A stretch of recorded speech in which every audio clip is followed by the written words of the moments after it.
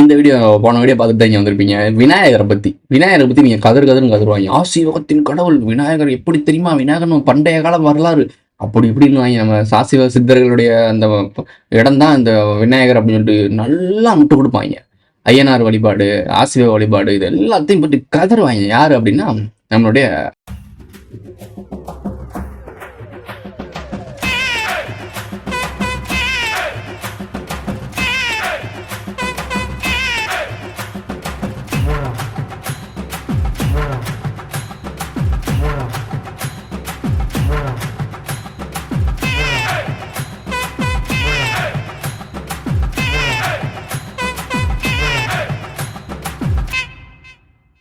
பாரிசாலன் ஆணையடியார்னு நினைக்கிறேன். ஆணையடியார் பன்றி மலையா ஏதோ ஒன்று ஏதோ சொல்லுவானே, என்னோட ஊர் பக்கத்தில் ஏதோ குலதெய்வம் கோயிலுக்கு பக்கத்தில் ஏதோ ஒரு பன்றி மலையா ஆணையடியார் கோயிலா ஏதோ ஒன்று சொல்லுவான், சரியா ஞாபகம் இல்லை.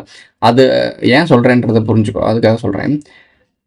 அவனோட குலதெய்வமே ஆணையடியார்கள் தான் நினைக்கிறேன். ஆணையடியார் தான் சொன்ன மாதிரி எனக்கு ஞாபகம். யாருக்கா ஞாபகம் இருந்தால் கமெண்ட்டை சொல்லுங்கள். விநாயகரை இவங்க தூக்கி பிடிக்கிறாங்க. விநாயகர் நம்மளுடைய பண்பாடு தான், நம்மளுடைய வரலாற்று ரீதியான நம்மளுடைய வழிபாடு தான், ஏன் நம்ம வழியை திணிக்கிறாங்கன்றது ரீசெண்டாக நம்ம தேடும் போது நிறைய கிடச்சிச்சு. இவன் மட்டும் பண்ணல, டிசிபி மட்டும் இந்த வேலையை பார்க்கல, பாரிசாலனும் இந்த வேலையை பார்த்துருக்கான். 2 பேர் பிரிஞ்சு போய் ஒரு வேலையை கரெக்டாக பார்க்குறாங்க அப்படின்னா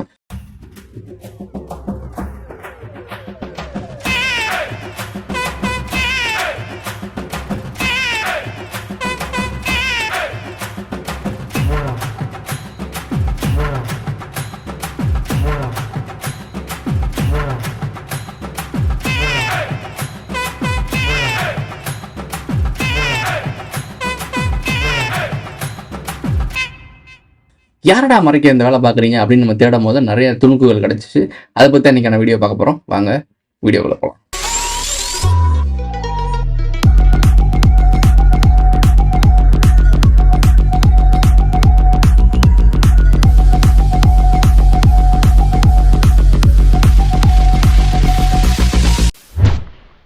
இருக்கும் இடத்தை விட்டு இல்லாத இடம் தேடி எங்கெங்கோ அலைகின்றார் ஞான தங்கமே.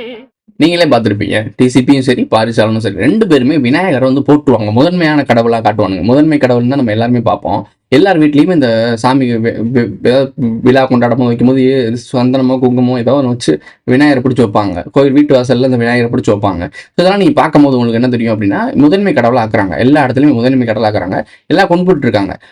மெயின் மேட்ரு அப்படின்னா லாஃபிங் புத்தாவும் விநாயகரும் புத்தான்றதை தெரியும், புத்தர்களே வணிக சம்மந்தப்பட்ட ஒரு ஆட்கள் தான். இந்த வணிக சம்மந்தப்பட்ட ஆட்களுடைய அடையாளத்தை ஏன் தமிழர்கள் வணங்குறோம் அப்படின்ற ஒரு கேள்வி எனக்கு வந்திருக்கு. ஸோ அந்த கேள்விக்கு பின்னாடி நம்ம தேடும் போது ஏன் இந்த ஒரு வழிபாட்டை ஏன் எல்லாருமே நம்மளோட வழிபாடுன்னு சொல்லி நம்ம தள்ள கட்டுறாங்க, எதுக்காக வட இந்தியர்களும் இதை பற்றி பயங்கரமாக கொண்டாடுறாங்க. ஸோ இது என்னதான்டா நடக்குதுன்னு தேடும் போது ஒட்டுமொத்த விஷயங்களும் ஸ்பார்க் ஆகி பீறிக்கிட்டு வெளியே வருது. இவனுங்க எல்லாருமே ஒரு வணிக கூட்டத்தை மறைச்சு அந்த வணிக கூட்டத்தை பாதுகாக்கிறாங்க. அவங்களுடைய அடையாளங்கள் வெளியே வரவிடாமல் பார்த்துக்கிறானுங்க. அதுக்காக ஃபண்டு வாங்கிக்கிறானுங்க, அதுக்கான கிரெடிட்ஸ் கிடைக்குது. அரசியல்வாதியாக மாறிக்கிறானுங்க, தொழிலதிபராக மாறிக்கிறானுங்க, ஏதோ ஒரு வழியில் அவங்க கிரெடிட் எடுத்துக்கிறாங்க. ஏன்னா உலகம் முழுக்க இருக்கக்கூடிய ஒவ்வொரு கண்ட்ரோலும் இவங்க கண்ட்ரோலில் தான் இருக்குது, அந்த விநாயகர் கூட்ட கண்ட்ரோலில் தான் இருக்குது. ஸோ பழங்கால விநாயகர் சிலையே நம்ம தமிழ்நாட்டில் தான் இருக்குன்னு சொல்லுவாங்க. ஏன்னா தமிழ்நாட்டில் இருந்தாலும் அந்த வணிகமே ஆரம்பிச்சிச்சு. நான் சொன்னேன்ல ஒரு கூட்டம் போன வீடியோவில், இஸ்ரேலுக்கும் ஈரானுக்கும் நடக்கிற பஞ்சாயத்தே வணிகத்துக்காக சண்டை தானே, அதை அப்படியே மாற்றி ஒரு வீடியோ போட்டுக்கிட்டு இருக்கேன். இவன் என்ன போட்டுக்கிருக்கான்னா, அப்படி இல்லை இது இப்படி சண்டை அப்படி சண்டை, யூதர்களுக்கும் முஸ்லீம்களுக்கும் நடக்கிற சண்டை அப்படின்னு மாற்றி விட்டேன். யூதர்களுக்கும் முஸ்லீமுக்கும் நடக்கிற சண்டை இல்லை, யூத வணிகர்களுக்கும் சாத்தான் கூட்டத்துக்கும் நடக்கிற சண்டை. இப்போ எப்படி இலிமினாட்டின்னு உலகம் முழுக்க கதறிக்கிட்டு இருக்கோமோ, ஒரு சீக்ரெட் கும்பல், வணிக கும்பல், கார்பரேட் கும்பல் உலகத்தை ஆளுதுன்னு நம்ம சொல்கிறோமோ, ஒரு காலத்தில் தமிழர்கள் நாட்டில் இருந்து சென்ற ஒரு வணிக கும்பல் தான் உலகத்தை ஆண்டிருக்கு, சாத்தான் கூட்டம். அதற்கு பேர் தான் சாத்தான் கூட்டம். அந்த சாத்தானை தான் ஒட்டுமொத்த நாடுகளிலும் உலகத்திலும் சாட்டன்றது எல்லா நாடுகளிலும் எல்லா மொழிகளிலும் அது கெட்ட சொல்லாதான் இருக்கு. அதாவது கெட்டவர்களை காட்டக்கூடிய ஒரு அச்சுறுத்தக்கூடிய ஒரு நெகட்டிவ் ஃபோர்ஸை தான் காட்டுது. நம்ம ஊர்ல தான் அது வணிக கூட்டத்துக்கான பேரா இருக்கு. ஸோ இந்த கூட்டத்தை பாதுகாக்கிறதுல தான் இந்த டிசிபி கும்பலும் பாரிசாலனும் பயங்கரமாக மெனக்கிட்டு இருக்கானுங்க. இந்த மாதிரி விஷயங்களை வெளியே கண்டுபிடிச்சவன் தான் யூதாகரனும் ஜெவகரும். கண்டிநாயகர் அவன் கண்டுபிடிச்ச அடுத்த நிமிஷமே கண்டிப்பாக யூதாகரன் ஜெவகர் இவங்க மாதிரி ஆட்கள் இந்த ரகசியங்களை தெரிஞ்சுக்கிட்டு இருப்பாங்க. ஆனா அந்த ரகசியத்தை பாதுகாக்கக்கூடிய அடிமைகள் கூட இருந்துகிட்டே இதை பத்தி பேசும்போது என்ன நடக்கும்ன்றது உங்களுக்கு தெரிஞ்சிருக்கும். அதுதான் நடந்திருக்கு. ஆனா யூதாகாரன் மட்டும் இதுல விதிவிலக்கு. என்னன்னா அந்த பிளட் சாக்ரிஃபைஸ்னு ஒன்று இருக்கு, அது பக்கம் போகவே கூடாது. அதாவது ஹியூமன் பிளட் வந்து சாக்ரிஃபைஸ் பண்ணி ஒரு ரிச்சுவல் மாதிரி இருக்கும், அது பக்கம் போகவே கூடாது. அதை பண்ணிட்டாப்ல தலைவன், அது பண்ணவே கூடாது. மனித ரத்தம் இந்த உலகத்துல எங்கேயுமே படக்கூடாது, மனித ரத்தம் வெளியே வரக்கூடாது.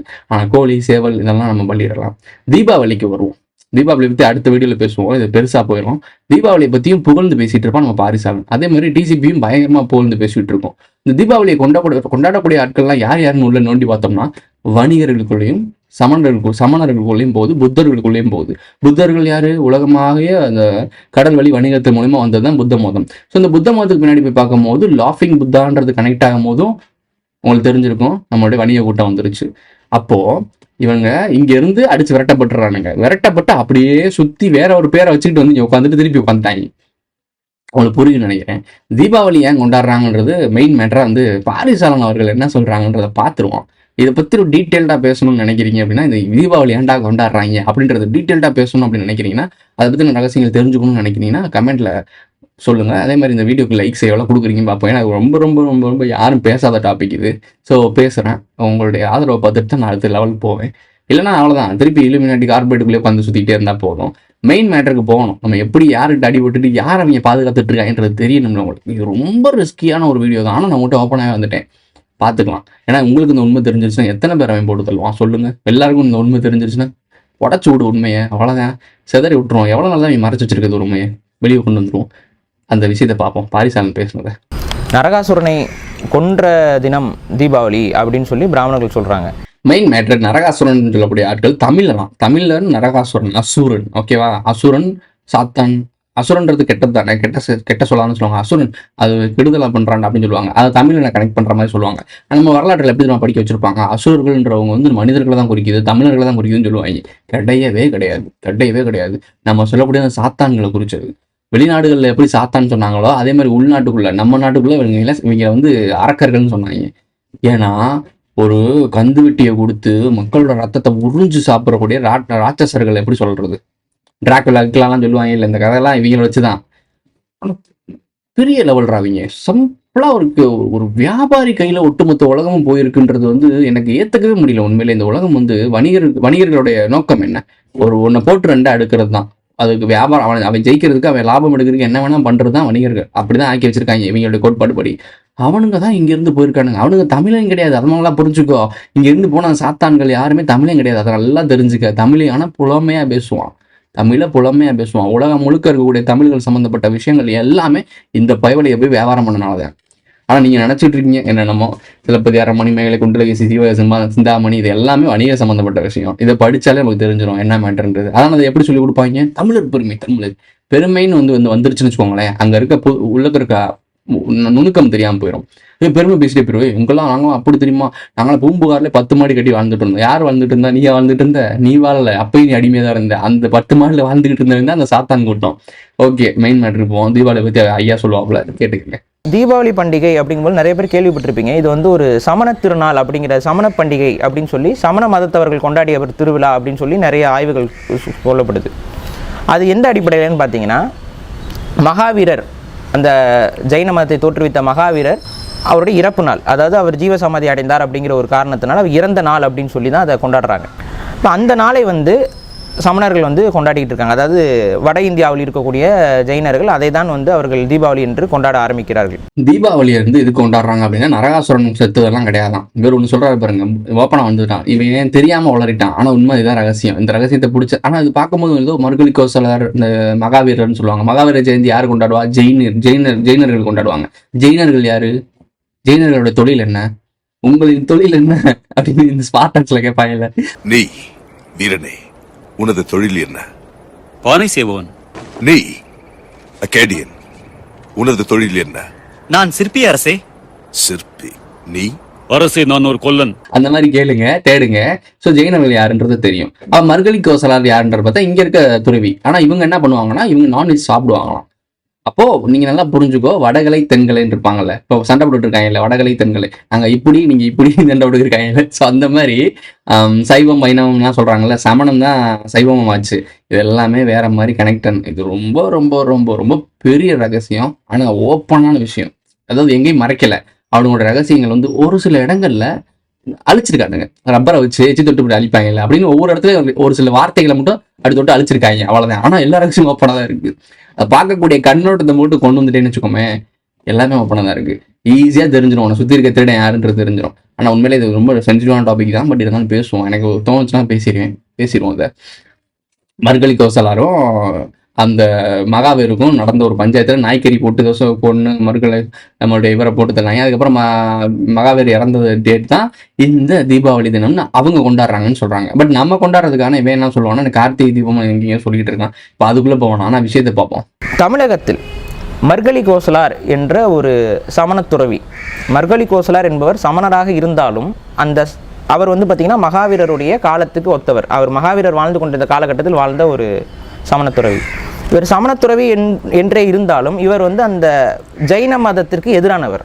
ஏன் அப்படின்னா, சமணம் என்ற தமிழர் சமயத்தை ஜெயினம் என்று வட இந்தியர்கள் திருடி கொண்டு போகும்போது அது நிறைய குழப்பங்களை ஏற்படுத்தி அதனால வந்து அது ஒரு தர்க்கவாதம் இருந்து கொண்டிருந்தது. சமணம், அதாவது ஜெயினம் என்பது சமணம் அல்ல என்ற ஒரு புரிதல் இருந்தது அந்த காலகட்டத்தில்.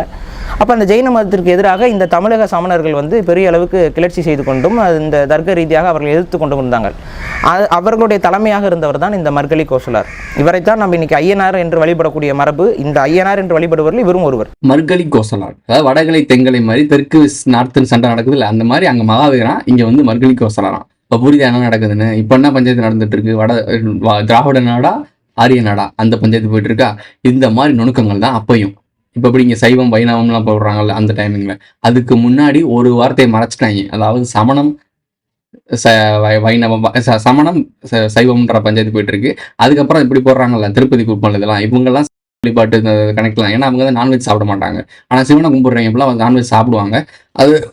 அது ஒரு கதை விட வருமே. அது ஒரு வேடன் வந்து கறி கொண்டு வந்து சாமிக்கு வைப்பான்ல. ஸோ இதெல்லாம் நார்மலாகவே இருந்துச்சு. நான்வெஜ் எதுக்கு கடவுளுக்கும் நான்வெஜ்ஜுக்கும் இருக்க ஒரு இடையில மிகப்பெரிய தூண் போட்டாங்கல்ல, அது என்ன காரணம்ன்றதுனா நம்ம நுணுக்கமான வீடியோவில் அதில் பேசிக்கலாம். இதில் இந்த மர்கலி கோசலை பற்றி தெரிஞ்சுக்கிட்டீங்க. இவர் வந்து ஒரு ஐயனார் வழிபாட்டெல்லாம் அதுக்கப்புறம் இதுலேருந்து தான் வந்திருக்கான். ஐயனார் வழிபாடு, ஐயனார் வழிபாடுன்னு வந்துட்டாலே ஆசிவகம் உள்ள வந்துடுது. ஆசிவகம்ல சப்தகன்னி வந்துடுறாங்க. சப்தகன்னினா ராயல் லேடிஸ் அவங்கலாம், அதாவது பெரிய பெரிய மன்னர்களுடைய லேடிஸ். ஸோ இப்போ அவங்களுடைய ராயல் லேடிஸ் அந்த 7 கன்னிகளை வணங்குற அப்படின்னா முருகனோட கனெக்ட் ஆயிருது. ஸோ இந்த சப்த கன்னிகள்ன்றது வரும்போதே நம்ம முன்னாடியே சொல்லியிருக்கோம், அதெல்லாம் ராயல் அரசர்களுடைய ஒரு வழிபாடு. இந்த வழிபாடை நம்ம தலையில திணிச்சிட்டாங்க. ப்ரோ அப்போ நம்ம என்னதான் ப்ரோ வழிபட்டு இருந்தோம், எதை நம்ம ஃபாலோ பண்ணிட்டு இருந்தோம் அப்படின்னா, நிலவை மையமாக வச்சு தான் நம்ம வாழ்ந்துட்டு இருந்தோம். ஒரு மாதம் சுழற்சி வந்துட்டு இருக்குல்ல, இந்த மாதம் சுழற்சியை வச்சு நம்ம வாழ்ந்துட்டு இருக்கோம். அதை பற்றி நான் தனியாக சொல்கிறேன். இதான் விஷயம். இந்த ராயல் லேடிஸ் வச்சு பேசுகிறாங்க. நான் இதை மட்டும் பேசலை, உலகம் முழுக்க போய் இந்த சமண மதமும் இந்த சைவ மதமும், அதாவது இந்த மதம் இருக்குல்ல ஆசிவகம், இதை பரப்பியவர்கள் யாரு அப்படின்னா இவர்கள் தானே. இதில் இன்னொரு குறிப்பிட வேண்டிய விஷயம் என்னன்னு பார்த்தீங்கன்னா, இந்த மர்கலி கோசலார் என்ற இந்த ஐயனார் என்று அறியப்படக்கூடியவர்கள் தான் ஆசிவகம் என்ற பண்டைய தமிழர் சமயத்தை மீட்டெடுத்த ஒரு ஆள். அவர் தான் ஆசிவகத்தை வந்து இந்தியா முழுக்கும் கொண்டு போயிருக்காரு. உலகம் முழுக்க எப்படி போயிருப்பாங்க? எப்படி மறைஞ்சு போனாங்களா? கப்பல் வணிகம் தானே. வணிகம் யார் பண்ணுது? வணிகர்களோடு போனவர்கள் தான் இவர்கள். ஒரு வார்த்தை சொல்லுவாங்க அடிக்கடி, சாத்தான் சொல்லுவான்ல, சாத்தான் அந்த வார்த்தை தான் உலகம் முழுக்க சொல்றாங்க. நம்மளும் அதே சொல்லிடுவோம். இன்னொன்று டீப்பா போகணும், மேலோட்டமாவே சொல்லுவோம். அதுல விஷயம் இருக்கு, உனக்கு புரியும், உனக்கு அறிவு இருந்தா நீ புரிஞ்சுக்க, அவ்வளவுதான். உலகம் முழுக்க வணிகர்கள் கூட ஒரு மதத்தை ஏன் பரப்பணும்? மதத்தை பரப்புறவனோட நோக்கம் என்ன? ஆசிவகம்ன்றது ஒரு மதம் தானே, உன்னை பொறுத்த வரைக்கும் ஒரு கல்ச்சர் தானே. அதை எதுக்கு உலகம் முழுக்க போய் பரப்புற? உலகம் முழுக்க பரப்புனவர்களுக்கு இவர்களுக்கும் காரணம் இருக்குன்னு சொல்றானே, அதுலேயே தெரிய வேணாமா? ஒரு இடத்துல போய் ஒரு விஷயத்த பரப்புறனாலே உன்னுடைய ஒரு அஜெண்டா அங்கே பரப்புறதுன்னு அர்த்தம். பரப்புறவே சாதாரண ஆளா? அவன் தான் வணிகே, அவன் பேர் தான் சாத்தான். உலகம் முழுக்க அவனை பார்த்து தான் பயந்தாங்க. அது சாத்தான் மதம் அப்படின்னு சொல்லிட்டு நம்மளை ஒதுக்குனதுக்கான காரணம், அதாவது இந்துக்களோட வழிபாட்டெல்லாம் முஸ்லீம்ஸ்லையும் சரி கிறிஸ்டின்ஸ்லையும் சரி சாத்தான்களோட வழிபடுறாங்க அப்படின்னு சொல்லுவான காரணம் என்னன்னா, அந்த வழிபடக்கூடிய தலைவர்கள் கடவுள்கள்லாம் நமக்கானவர்கள் கிடையாது, சாத்தான்களுடைய கூட்டம். அதாவது யாருன்னா இப்போ நான் தான் அந்த சாத்தான்னு வச்சுக்கோங்களேன். என்னதான் சாத்தான் எல்லாரும் திட்டுறாங்கன்னா நான் எங்கள் அப்பாவே எங்கள் அம்மா சாத்தானையோ பாட்டனையோ நான் வணங்குறேன்னு வச்சுக்கோங்க. அதை வந்து உங்களையும் வணங்க வைக்கிறேன்னா அப்போ நான் சாத்தான், அப்போ என் முன்னோர்கள் சாத்தான் தானே. அதை மெயின் பண்ணி தான் அவனுங்களுக்கு ரகசியம் தெரிஞ்சு அந்த வார்த்தையை சொல்லியிருக்கானுங்க. இவங்கெல்லாம் சாத்தான் வழிபாட்டாளர்கள்னு சொல்லியிருக்காங்க. நாம சாத்தான்னா நம்ம வழிபடுறனும் சாத்தான் தானே. அப்போ அதைத்தான் அவங்க காட்டியிருக்கானுங்க. அவனுங்களுக்கும் பூர்வீக மனிதர்களுக்கும் பழங்குடியினருக்கும் சம்பந்தமே கிடையாது. இதுதான் ட்விஸ்டே. ஐயா சொல்றது கேளுங்க. அப்போ தான் வந்து என்ன பண்ணுறாங்கன்னா, அந்த சமண பாலிகள்லேயே வந்து விருந்து சாப்பிட்டு மாமிச விருந்து தான். இந்த நம்ம தமிழ்நாட்டு சமணர்கள் வந்து இந்த சைவ சித்தாந்தம், அதாவது சைவ உணவை திங்கக்கூடிய பழக்கம் கொண்டவர்களாக இல்லை. நிறைய வரலாற்று சான்றுகள் அது அவ்வாறு தான் காட்டுகுது. அந்த அடிப்படையில் அந்த சமண பாலிகள்லேயே வந்து அவர்கள் விருந்து சமைத்து சாப்பிட்டிருக்கிறார்கள் என்ற ஒரு வரலாறு தெளிவு. முன்னாடியே சொன்னது தான் சமண பாலிகள். சமணர்கள்லாம் என்னங்க, அமைதி போதிக்கிறவங்க, இது பண்றவங்க. ஆனா நான்வெஜ் சாப்பிடுவாங்க. அன்னைக்கு தீபாவளி அன்னைக்கு நம்மளாம் என்ன பண்ணுவோம், கறி சாப்பிடுவோம் வைப்போம். இதை நம்ம அப்புறம் நான் சொன்னேன், அந்த வீடியோ சொல்றேன். தீபாவளியை பத்தி ஒரு வீடியோ போடணுன்ற அதில் நான் சொல்றேன். ஏன்னா இதுல பேச வேணாம், ஒரு ட்விஸ்ட் வச்சு பேசினாதான் அந்த வீடியோ உங்களுக்கு புரியும். ஓகே, இது சொல்லிட்டாப்ல சமண பாலிகள் தான் நடக்கும். இதோட எவிடன்ஸ் நான் எங்க எடுத்தேன் அப்படின்னா, மதுரை ஒட்டி. மதுரையை தொடாம எப்படி நீ போவ? வணிகத்தோட நகரமே மதுரை தானே. மதுரையை தொடாம எங்கே போவ நீ? ஸோ மதுரைக்கு வந்துட்டாப்ல தலைவன். மதுரைக்கு வந்து மதுரையில் ஒரு சமண பாலி ஒன்று இருக்கு அப்படின்னு சொல்லி எக்ஸ்பிளனேஷன் பண்றாரு. அங்க போட்டிருக்கு, இது பல ஆண்டு காலமா இது நடந்துட்டு இருக்கு, தொன்று நடக்குது. அங்க போய் சேவல் கெடாலாம் வெட்டி கொண்டாடுறாங்க அப்படின்றத டீட்டெயில் சொல்றாப்ல. இது எங்கேருந்து நமக்கு பெறப்படுகிறதுன்னு பார்த்தீங்கன்னா, மதுரைக்கு அருகாமையில் உள்ள மாங்குளம் அப்படிங்கிற ஒரு இடம். அது வந்து ஒரு சமண பாலி. அங்கே தான் வந்து பண்டைய தமிழ் கல்வெட்டுகளும் கிடைத்த இடம் அதுதான். அந்த பாலியில் அருகாமையில் இருக்கக்கூடிய அந்த மாங்குளம் மக்கள் வந்து என்ன பண்ணுறாங்கன்னா, இந்த தீபாவளி அன்று பாலிக்கு போய் அங்கே போய் அந்த கெடா வெட்டி விருந்து செய்து அதை படைத்து விட்டு, இந்த சமண துறவிகளுக்கு அதை படைத்து விட்டு அங்கே வந்து பட்டாசும் கொளுத்தி விளையாண்டி மகிழ்ந்து வரக்கூடிய ஒரு நிகழ்வு என்பது இன்றளவும் நடைமுறையில் இருக்கக்கூடிய நிகழ்வு. இந்த அடிப்படையில் தான் வந்து அந்த சமண பாலிகளில் அது கொண்டாடப்பட்ட ஒரு திருவிழாவாக நமக்கு தெரியப்படுகிறது. குறிப்பு என்னன்னா, அங்கதான் பண்டைய கல்வெட்டும் கிடைச்சிருக்கு. இவனுங்க வணிக கும்பல். அங்கே தான் வந்து பண்டைய தமிழ் கல்வெட்டுகளும் கிடைத்த இடம் அதுதான். ஒரு மதத்தை பரப்பியிருக்கானுங்க. பரப்புறாங்கன்னா அவங்களுடைய வேறுங்க பரவணும். இப்படி ஒரு நல்லா புரிஞ்சுக்கோங்க. ஒரு மதம், இப்போ அப்போகலிப்ஸ் படம் பார்த்துருப்பீங்க. அந்த அப்போகலிப்ஸ் படத்துல ஒரு பெரிய ஒரு சூரிய வழிபாட்டாளர் கும்பல் இருக்கும். மனிதன் தான் கூட்டி பலி கொடுப்பாங்க. இல்லை, இதே கான்செப்ட் தான் இலுமினாட்டிக்கு இவங்க கனெக்ட் பண்றாங்க. அந்த மாயன்ஸ் யாரு? அங்கே ஒரு பூர்வீக குடி மக்கள் வாழ்ந்துருப்பானுங்க. அவனுங்கெல்லாம் ஒரு இறையா பயன்படுத்தி அவங்க தானே அந்த சூரியனுக்கு பலி கொடுத்துட்டு இருப்பானுங்க. அதாவது ரத்தக்காவை வாங்கிட்டு இருப்பானுங்க அப்போகலிப்ஸ்ல. அந்த பூர்வ குடி தான் நாம. அங்கே பலி கொடுக்குற கும்பல் தான் இப்போ இந்த சொன்னோம்ல இந்த சாத்தான் கும்பல். அவங்க தான் எல்லா இடத்துலயும் இருக்காங்க. தூணிலும் இருக்காங்க, துரும்புலையும் இருக்காங்க, நம்ம கிட்ட இருக்காங்க, எதிரில் இருக்காங்க, பக்கத்துல இருக்காங்க. டேபிள் மட்டும் மாதிரி தான் எல்லா இடத்துலயும் இருக்காங்க அவங்க. சரி, ஓகே. இப்போ அந்த பண்டைய கல்வெட்டு கிடைக்குதுன்றாங்க, தமிழ் கல்வெட்டு கிடைக்குதுன்றாங்க. இவங்க எடுக்கிற இடத்தெல்லாம் பாருங்களேன். சரி, ஓகே. கீழடிக்கு வருவோம். இப்போ உங்களுக்கு எக்ஸ்ட்ரா துணுக்கள் சொல்றோம். கீழடின்ற ஒரு இடம் இருக்கு. கீழ் அடி, அதாவது கீழடினா கீழ் அடியில போய் தோண்டி ஒரு இடத்த எடுத்திருக்காங்க. அது ஒரு நுணுக்கமான விஷயம். அங்க எடுக்கப்பட்ட விஷயங்கள்லாம் பாத்தீங்கன்னா ரோமர் காயின் வெளிநாட்டுகள், அதாவது வணிகம் சம்பந்தப்பட்ட ஒரு ஆட்கள் அங்க இருந்தால் மட்டும்தான் அந்த காயின்கள்லாம் கிடைக்கும். அது எந்த இடம்? கீழடி எங்க இருக்கு? நார்த் இந்தியாவில இருக்கு. தமிழ்நாட்டுல மதுரை சைட்ல இருக்கு. அப்போ இந்த பாலின்னு சொல்றாங்கல்ல, சமண பாலி, இங்க வந்து இவங்க வந்து வழிபாடு நடத்துறாங்கன்னு சொல்றாங்க. நான் அந்த வணிகத்தை கனெக்ட் பண்ணேன். இங்க உலகம் முழுக்க, இந்தியா முழுக்க போய் ஆசீர்வாதத்தை பரப்புனது இந்த கும்பல்னு சொல்றாங்க. நோட் பண்ணிக்கோ.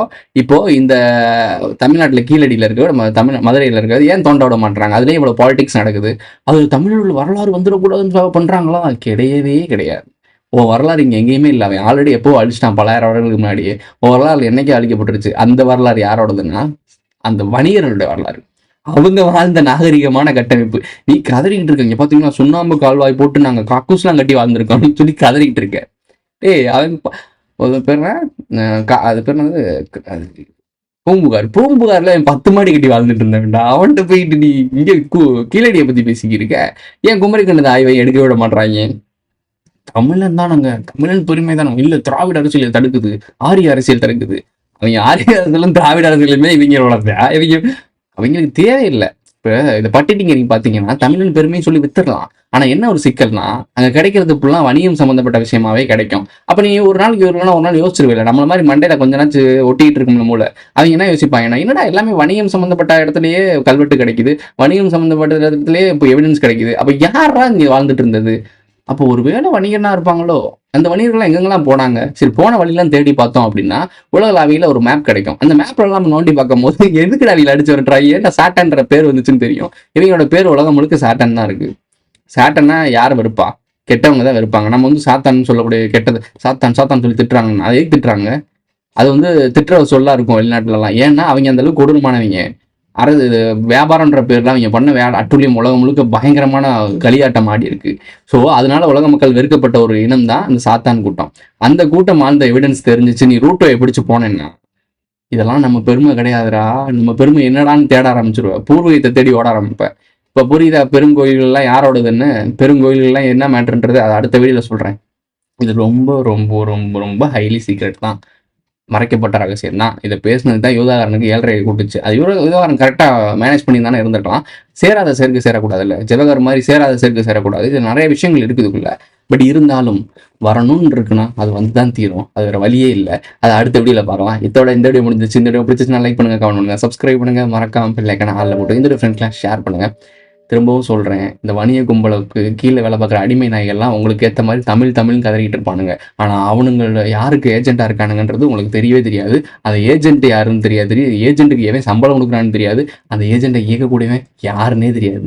ஸோ விழிச்சிக்க பொழைச்சிக்க, அடுத்த வீடியோ சிந்திக்கலாம். கண்டிப்பா ஒரு நாள் உன்னை நாங்க அழிச்சிருவோம் மார்பியஸ். அந்த நாளுக்காக நான் காத்திருப்பேன்.